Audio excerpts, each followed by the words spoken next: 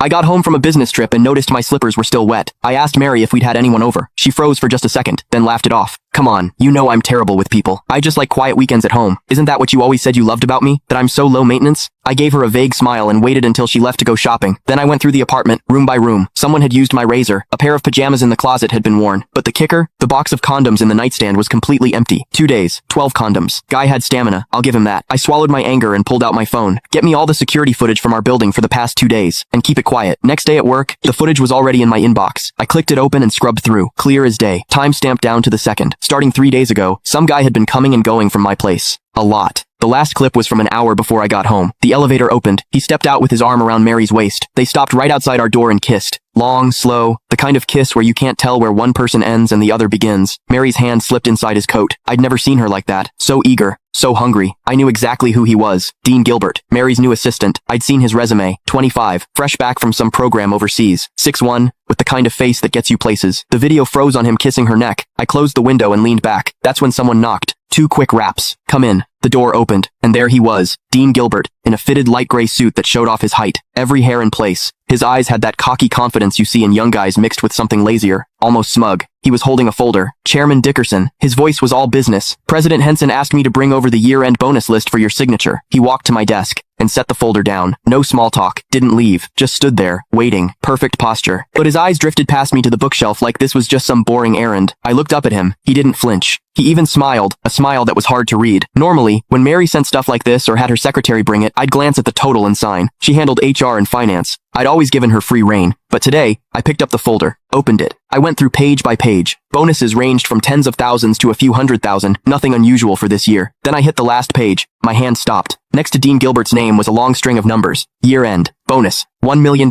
And in the notes, plus one company BMW, 730 Lee, $1 million.